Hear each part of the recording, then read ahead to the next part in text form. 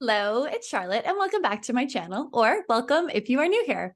I am a Squarespace SEO expert, and here on my YouTube channel and my blog, I create lots of content all around Squarespace SEO, but also online business, marketing, web design and development, all that sort of thing.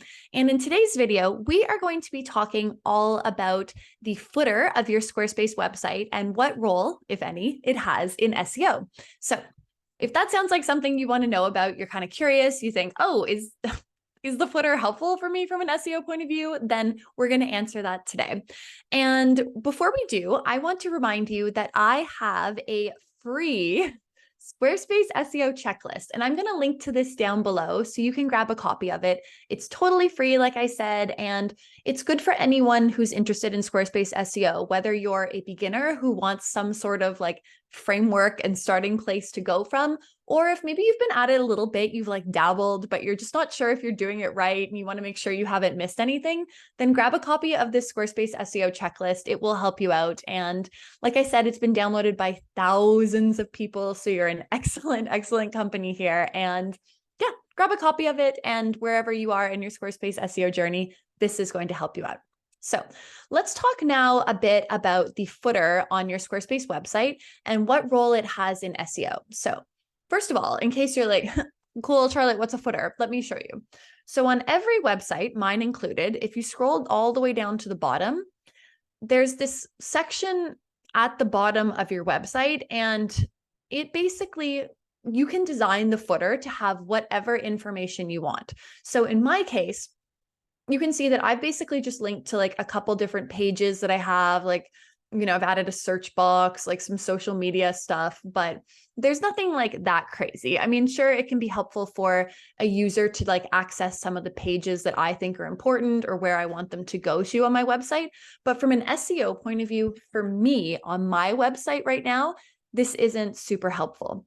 However, that's not to say that the footer doesn't have big SEO benefits. And I'm going to show you who it can be really helpful for.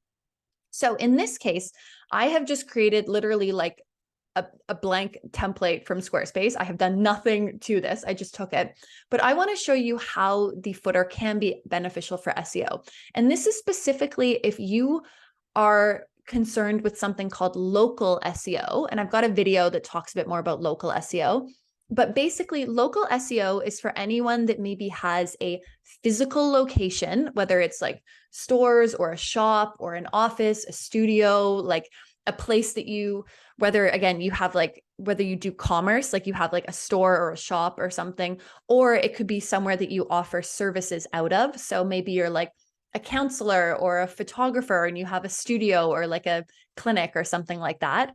In that case, you're probably targeting a local audience, right? And so you really want to make sure that you're showing up in online searches that are specific to your local area.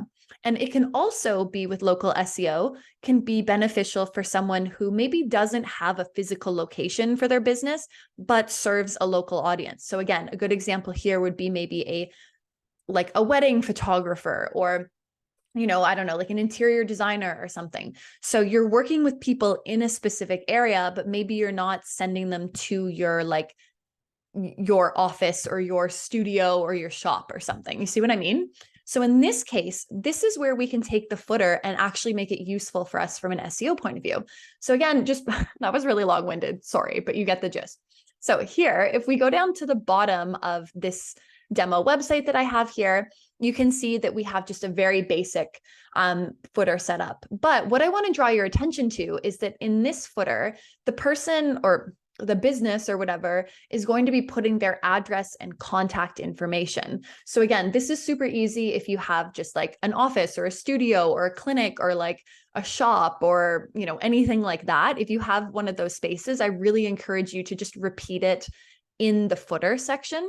And then also too, if maybe again, using the example of a like photographer, an interior designer, or someone who maybe doesn't have a location, but they work in a specific area, you could say something like, like wedding photographer in Los Angeles, right? Or like, interior designer serving like blah, blah, blah areas of wherever or something, right? So again, that way it means that when Google crawls and indexes your website, they're going to see the footer on every single page, whether it's a web page, a blog post, a product page, a gallery, anything like that, they're going to see the footer. And so if you have that information that can support your goals of like doing better from a local SEO point of view and really showing up in a specific geographic area, then this can be helpful. So yeah, if you have any of those type of businesses, I really encourage you to, again, just do the nice simple thing of adding your address or adding some information about your geography to the footer.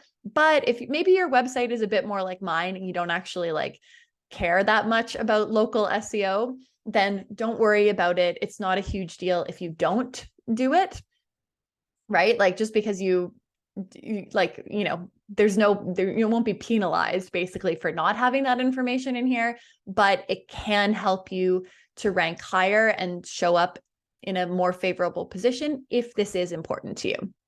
So, my friend, that is the answer to today's question, all about the footer on your Squarespace SEO website and the role that it has in the footer and the role that it has in SEO on your Squarespace website. So I hope this was helpful for you today. And I hope it gave you an idea of like what to do if it's applicable to you and try it out. So go ahead, make that change if you haven't already. It's really simple to do. Every website has a footer, so you can go ahead and do that very easily. And if you're interested in other videos about Squarespace SEO, web design development, online marketing, all that sort of thing, then take a look at the other videos that I have here on my YouTube channel or blog posts that I have on my website. And over on my website, I also just have like lots more resources related to Squarespace SEO. So if you're entering this little realm at all, I really encourage you to hop on over to my website and just, you know, get started from there. There's so many ways you can take it, and that's a great place to start.